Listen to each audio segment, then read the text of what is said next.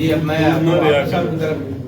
سب بہت سارے جو سوالات تھے اس کے جواب میں ہارون طارق صاحب نے بہت مفصل اور تفصیلی ماضی حال اور آگے اس کا لاہے عمل کیا ہوگا اس پہ بات کی.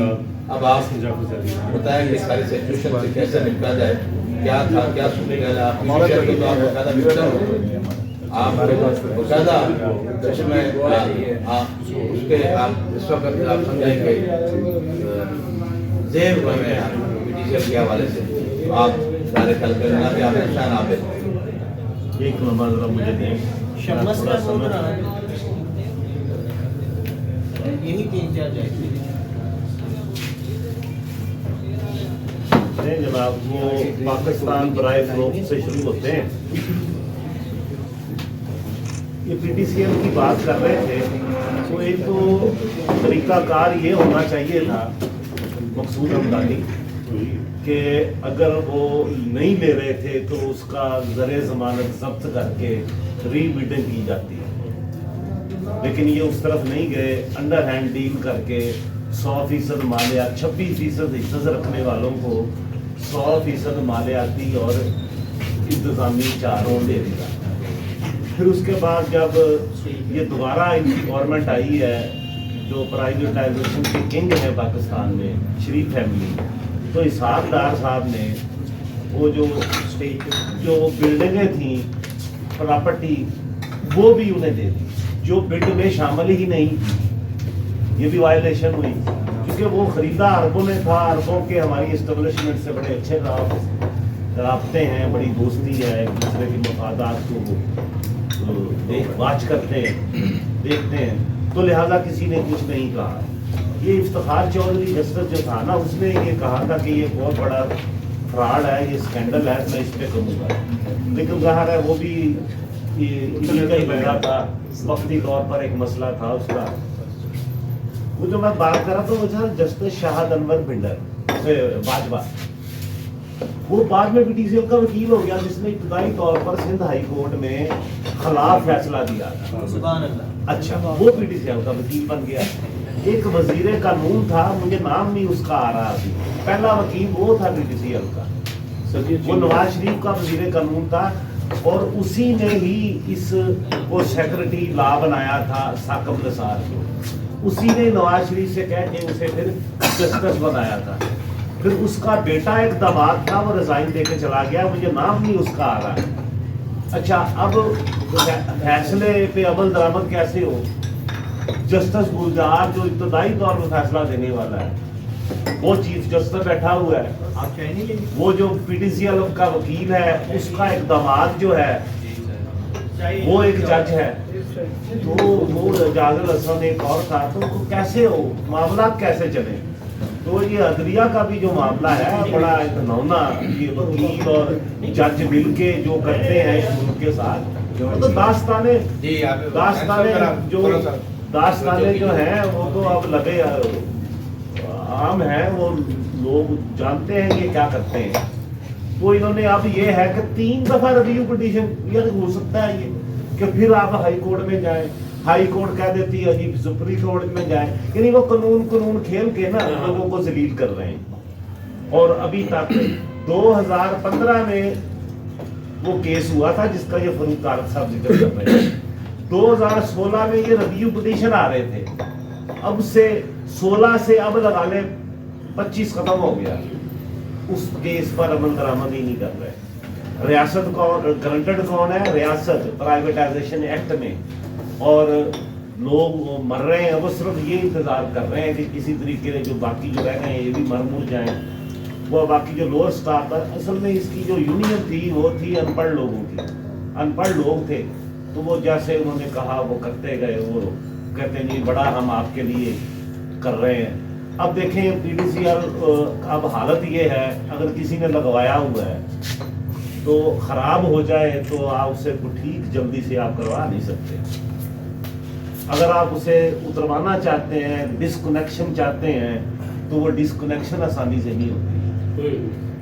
تو اس کے لیے بڑا کچھ لوگوں کو کرنا پڑتا ہے. لوگ پہلے ہم سے رابطہ کرتے تھے فون لگوانے کے لیے, اب ہم سے رابطہ کرتے ہیں کہ فون کٹوانے کا طریقہ بتائیں. بتاتے کیا تو اب سروس جو ہے یعنی ایک بہت بڑا ایریا ہے, ایک آدمی ہے وہ بھی ڈیلی ویجز پہ ہے, تو اس کا سٹیک پر کچھ نہیں ہے, وہ کیسے سروس اچھی ہو.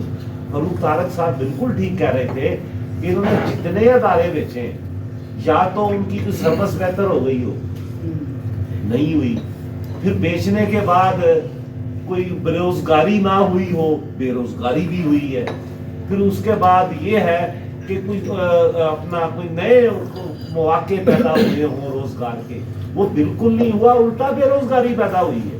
یہ 90 میں شروع ہوا تھا کام. سب سے پہلے نواز شریف نے, یہ آپ کو یاد ہوگا, جی ٹی ایس بس ہوتی تھی, جی ٹی ایس بیچی تھی سب سے پہلے, اس کا گڑن تختہ کیا تھا, یہ آغاز وہاں سے ہوا تھا.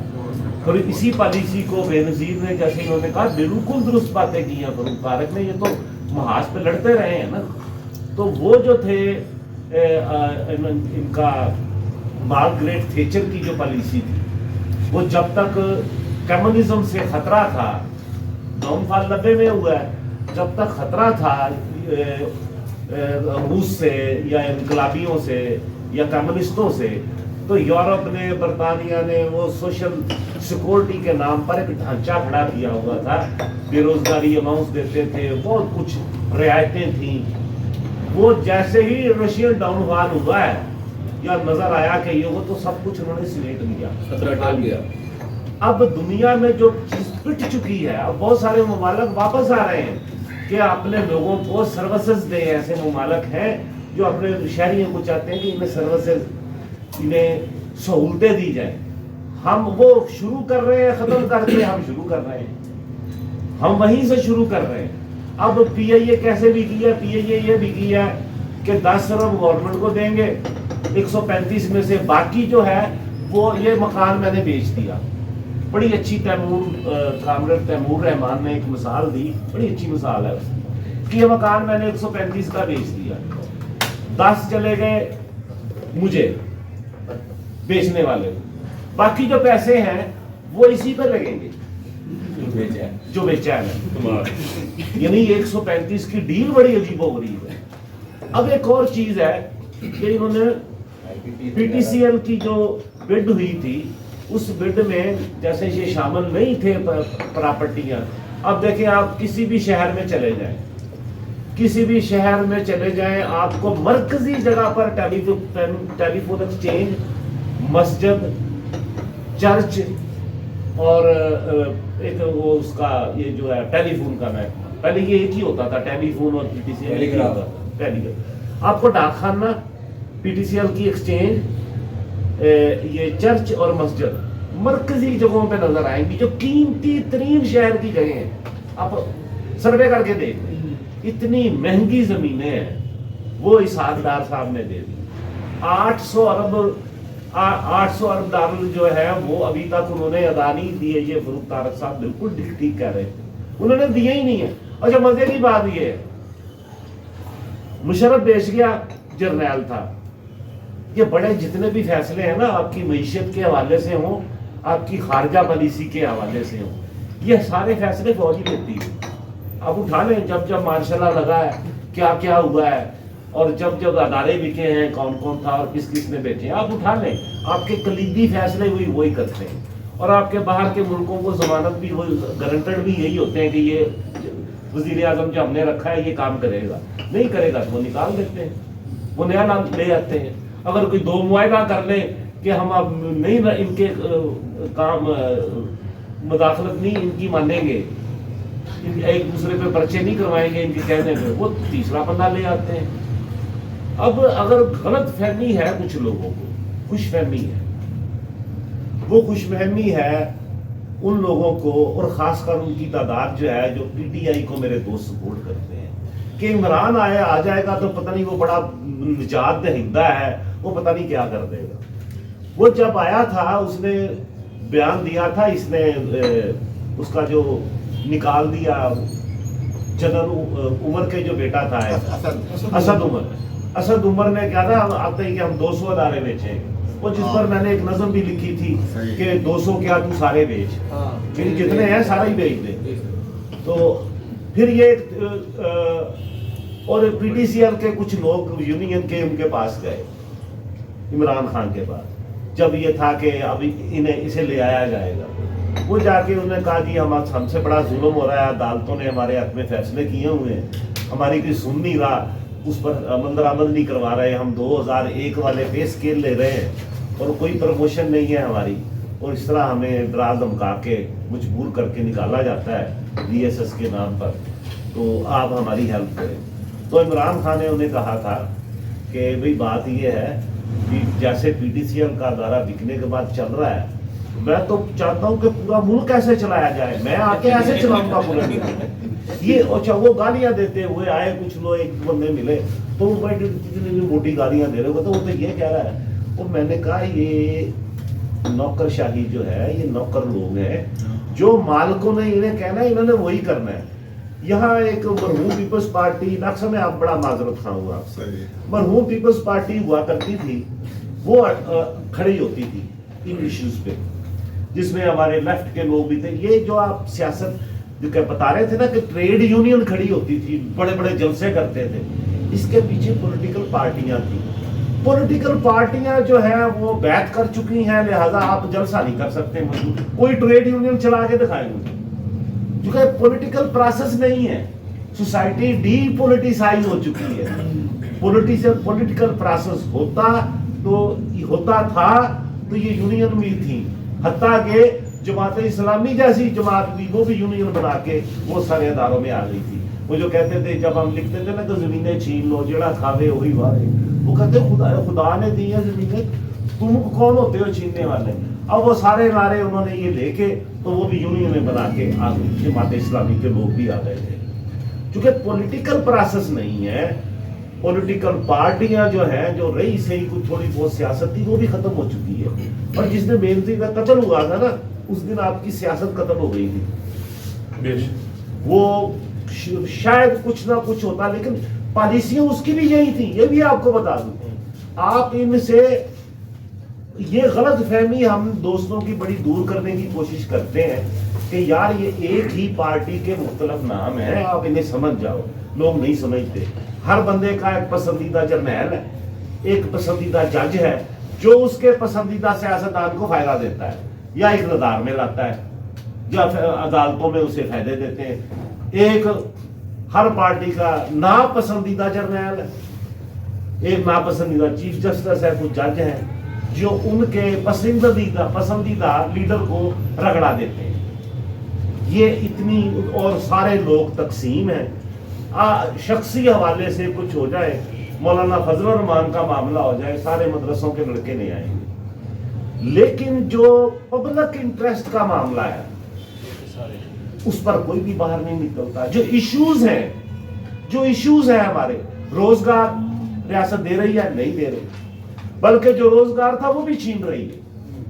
روزگار نہیں دے رہی. آپ کو تعلیم کی یہ عادتیں کھل گئی ہیں، یہ بہت ساری عادتیں ہیں جتنے تعلیمی ادارے ہیں. کبھی ہم جب چھوٹے تھے یا ہم پڑھتے تھے نا تو یہ سنتے تھے کہ یہ پیغمبرانہ پیشہ ہے یہ جو تعلیم دینا.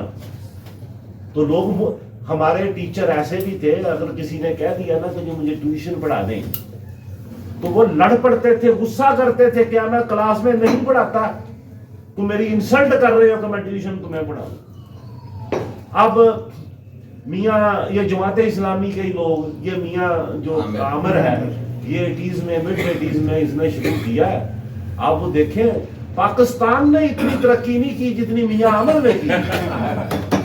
اتنے ادارے ہیں اس کے پاس، وہ تعلیم سے کمایا ہے، جسے یہ الپاکستانی مسلمان مملکت خدا داد کہ جو چاہنے والے، ماننے والے، ہم بھی ماننے والے، ہمارا ملک کا دھرتی ہے ہماری یار. ہم یہ باتیں تکلیف میں کیوں کر رہے ہیں؟ میرا ملک ہے یار، میرے بڑے آئے ہیں وہاں سے مار مور کے کھپ کے جو خون کی ندیاں بوت کر کے یہاں آئے ہیں. ہماری دھرتی ہے یار، ہم اپنی دھرتی کے لوگوں کی بات نہ کریں. تو وہ جو کچھ ہوا ہے، میں خاص مینٹیلٹی کی بات کرتا ہوں. وہ جو کہتے تھے خدا نے دی ہوئی ہیں زمینیں، تو وہ یہی باتیں کرتے تھے. اب وہ پیغمبرانہ وہ کہاں گیا پیشہ پیغمبرانہ؟ کیا پیغمبروں کی تعلیمات ختم ہو گئی ہیں یا ان کی تعلیمات میں اثر نہیں رہا؟ کیا آپ نے تو اسے ٹکے ٹوکری کر دیا اس پیشے کو؟ آپ بچے پڑھا کے دکھائیں، کیا ریاست آج علاج کی طرف کیا علاج دے رہی ہے؟ نہیں دے رہی، تعلیم نہیں دے رہی۔ اب جو مریم پاک جو ہیں ہماری چیف منسٹر صاحبہ جو ہیں، آپ ان کا اندازہ لگائیں، انہوں نے وہ جو تعلیمی ادارے اور یہ اسپتال ٹھیکیداری نظام کو دے دیے۔ اب جو آپ میٹرک یا ایف اے تک بچے کو پڑھا لیتے تھے نا، اب مجھے آپ پڑھا کے دکھائیے گا۔ آپ پرائیویٹ سکولوں میں اسٹیشنری بھی آپ انہی کی لیں گے، یونیفارم بھی وہیں سے ملے گا، ٹھیک ہے؟ تو کاپی پینسل سارا کچھ وہیں سے وہی لیں گے، فیسیں پھر ایونٹ پھر وہ سارا کچھ جو ہے وہ اب جیسے آپ پڑھ لیتے تھے۔ اور آئین میں لکھا ہوا ہے کہ 16 سال تک تعلیم مفت ریاست دینے کی ہر شہری کو پابند ہے۔ یار بدل لو، کم از کم بے شرمو آئین ہی بدل لو، اتنا کچھ بدل لیا وہ بھی بدل لو، نکال دو یہ شک آئین سے۔ اب وہ بھی ٹھیکیداری نظام کو آئین میں لکھا ہوا ہے، یہ آئین کی شک بتا رہا ہوں آپ کو، آرٹیکل ہاں جی۔ تو وہ جو ہے وہ بھی نہیں بدلا، یعنی اب تعلیم بھی گئی۔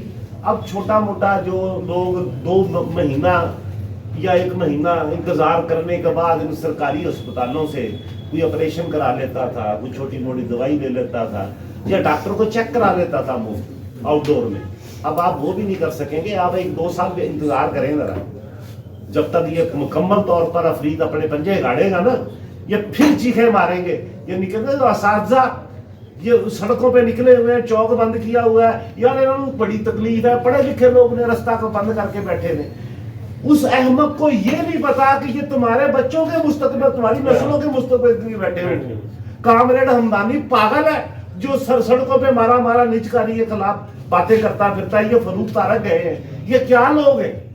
آپ کو تو ان کے ہاتھ چومنے چاہیے، یہ آپ کی نسلوں کے لیے، آپ کے مستقبل کی بہتری کے لیے یہ لوگ کام کر رہے ہیں، آپ ان کا مذاق اڑاتے ہیں کہ آپ سڑکوں پہ سڑکیں بند کر کے ہوئے بیٹھے ہوئے، یعنی نہ آپ کے انصاف دیکھ لیں۔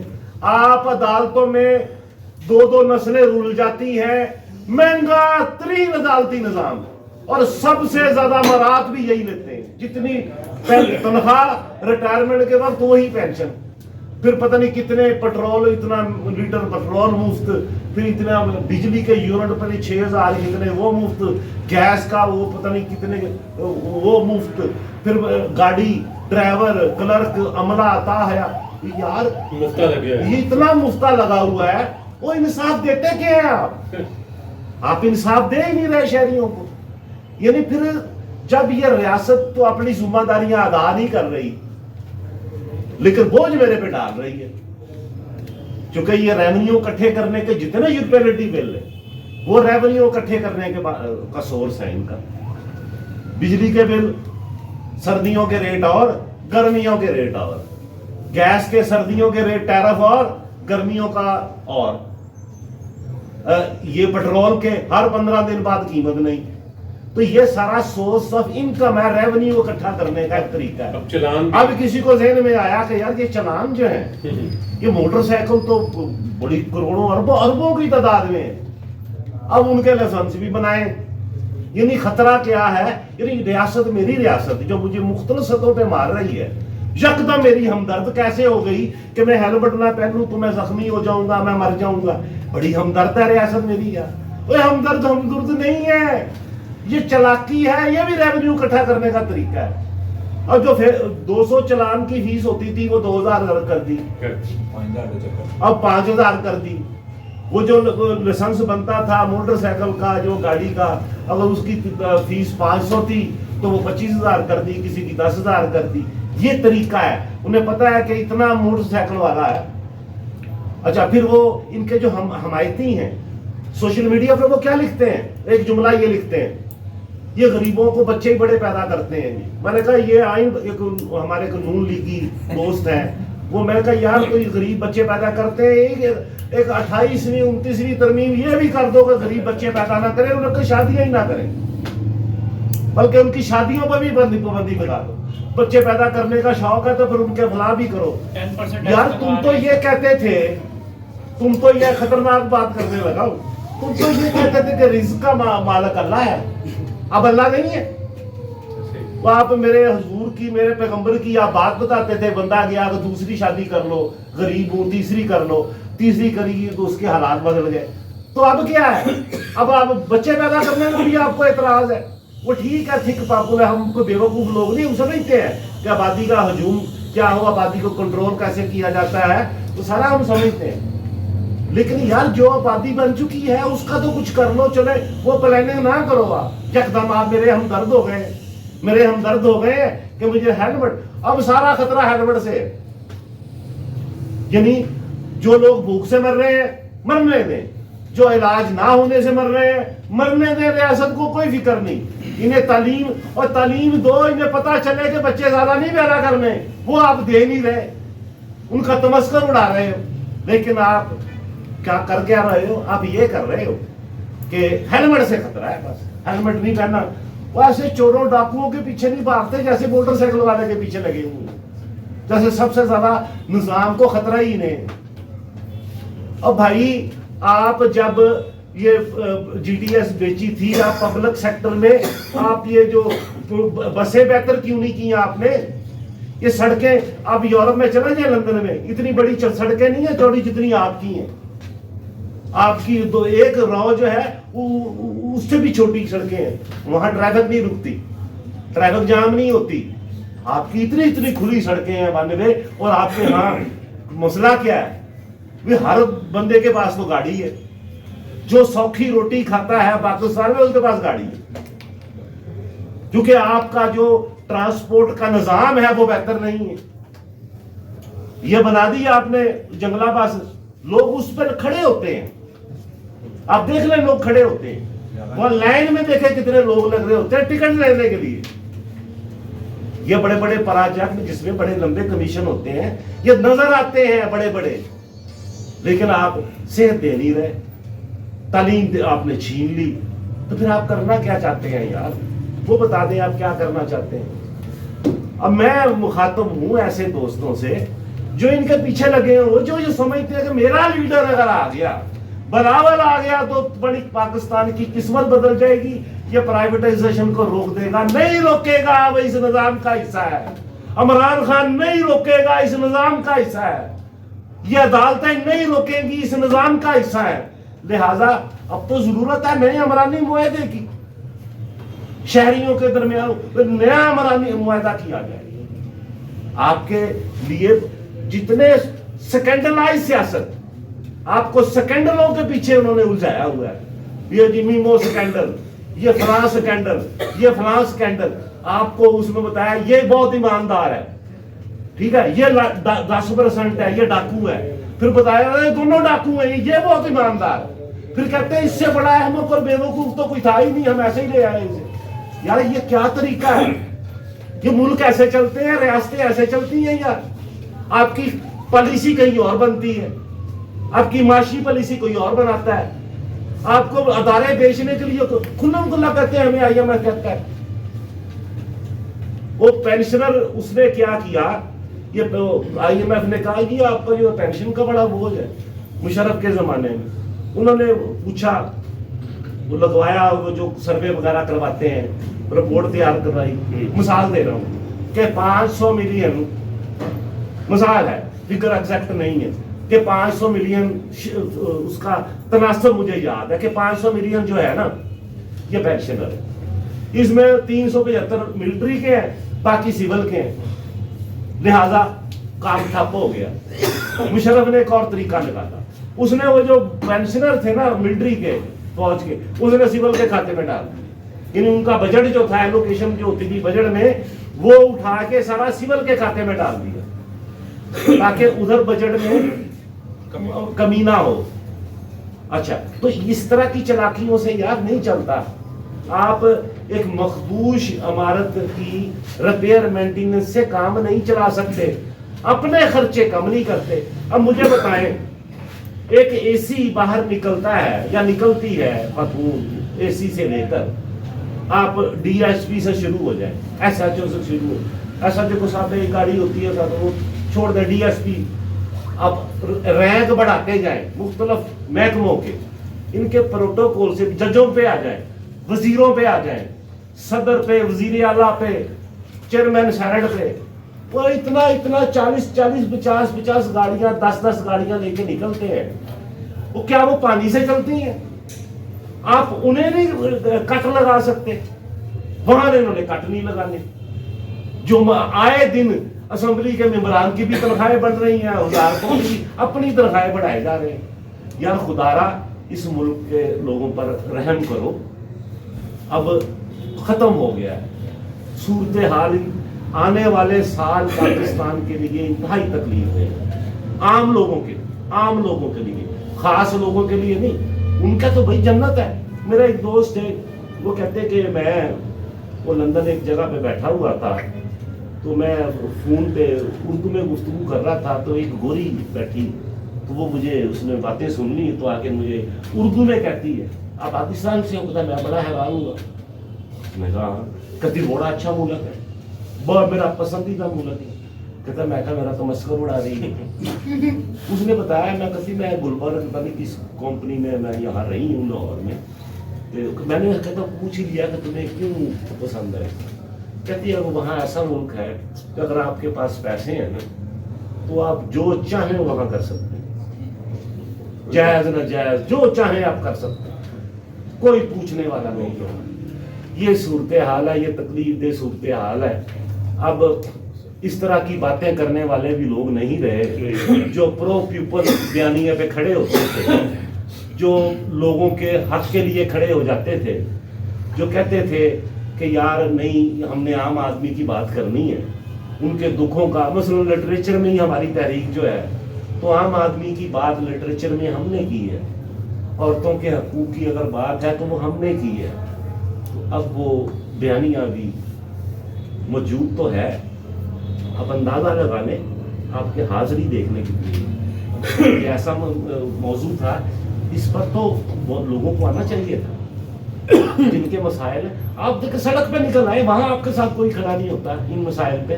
لہذا بڑی چلاکی کے ساتھ سیکنڈلائز سیاست میں, نفرت کی سیاست میں اتنی نفرت بھر دی. بھئی یار سیاست میں اس طرح کی نفرت ہوتی ہے کہ مرنے مارنے پر چلے جائیں, آپ کسی کی بہو بیٹیوں کی عزتیں اچھالیں, آپ ملک کے ادارے ہی توڑنے پھوڑنے پہ لگ جائیں. یہ ہوتی ہے سیاست. یہ کس نے کی تھی اس ملک میں؟ ایسی سیاست تو نہیں ہوتی تھی اس ملک میں, چھوڑے کہیں بھی نہیں ہوتی ہے ایسی سیاست. ایسی نفرت بھر دی, اس کا فائدہ ہوا ہے اس نفرت کا انہیں کہ لوگ تقسیم ہیں, لوگ ایک بیانیے پہ اکٹھے نہیں ہو رہے. یہ ہے اور اس کا فائدہ وہ لے رہے ہیں. میرا ایک سوال ہے جی ڈاکٹر صاحب.